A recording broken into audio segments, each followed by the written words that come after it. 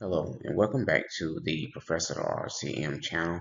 I'm talking about revenue cycle management. In my previous video, I began to talk about revenue cycle as if an individual is working in the kitchen or either really cooking in the kitchen. But this time I'm going to now take those components and I'm going to break those components down with the anticipation in the future to get to where we're talking about follow up and denial. And that's what we're going to I like to say, pull the part break on that particular piece. Now, when you talk about revenue cycle, and as I suggested or either shared with you before, there are different components that makes up the revenue cycle. And as you can see, I have here on the screen what revenue cycle is. And as you can see, there are two different definitions because one is as in revenue cycle as a whole, but then there are one specific for healthcare, which is saying revenue cycle is a comprehensive process that ensures providers receive payment for services rendered. And when we talk about revenue cycle, we know it's and when you talk about medical, you're talking about people, you're talking about patients, you're talking about patient care, you're talking about patient first. But there is the business side too as well, and that's what revenue cycle talks about. So the first piece in the revenue cycle, I'm just going to kind of take a look at here and kind of explain to you those different pieces of the revenue cycle and what happens on this end with these steps that disrupts the back end when you're talking about denials and we talk about patient collections and posting cash and working at denials and appeals and things like that. There are things that leads up to that, and so I'm just going to talk about the pre-registration part of it. When you talk about pre-registration, what happens is when you're looking at the pre-registration piece of it, uh, as you can see on the screen, I have what I like to call the revenue life cycle. And it starts at the moment a patient schedules a visit all the way to the moment the account is paid. Ideally, this process should happen within 30 to 45 days. And I'm going to get to what those 30 and 45 days mean in the future broadcast. But here, when you're talking about pre-registration, you're talking about when a patient either calls to make an appointment, but now we're in more of a industrial, what I like to say, the fourth industrial revolution, which is the digitization of all spaces and all industry. So now you have where patients can actually book their or make their or schedule their appointments online. So we have to take that in consideration as well. But what happens is when that patient calls in for that appointment or actually going to schedule that appointment online, when they come in, a lot of times on those websites, they ask for a lot of information, but a lot of times the patient doesn't provide that information or they don't really know what that information is.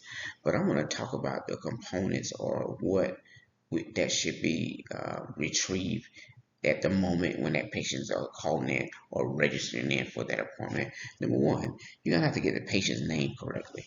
And I'm talking about their first name, their middle initial, as well as their last name. You're talking about their date of birth.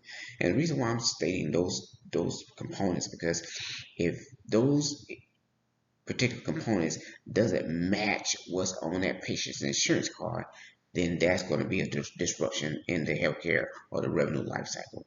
And so getting that patient's correct name and if there is a middle initial in that patient's last name, and if there's a suffix, it could be like for my instance, for me, it could be Tony Ham the first, or Tony Ham the second, or Tony Ham the third, or it could be Tony Ham Senior, or Tony Ham Junior.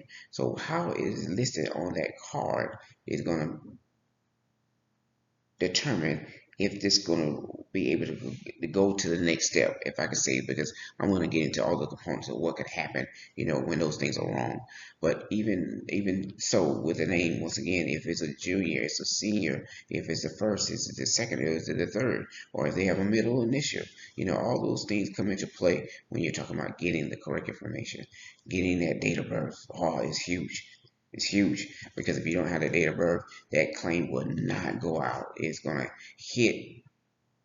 I don't want to go ahead of myself, but what happens is that they have a edits that are built into the system. I think I should be able to say this, but when you're dealing with Epic and when a claim has it can hit claim edits, and it can claim edits based on if the date of birth is correct or if the patient name is correct. Sometimes they can catch it, and sometimes they can't.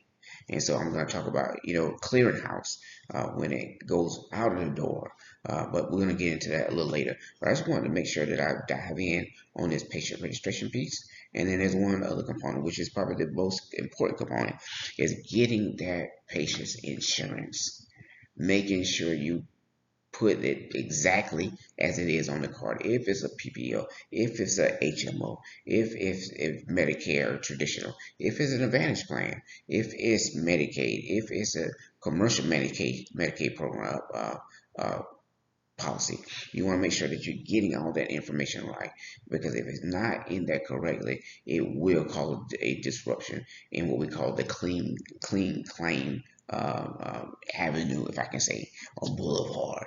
But you want to make sure that we're getting all those things in. So the next step is going to be talking about the verified insurance, and I am going to get into that one on my next video. So please tune in, please subscribe, and as you can see throughout this broadcast, I'm going to be breaking down all the components that makes up the revenue cycle.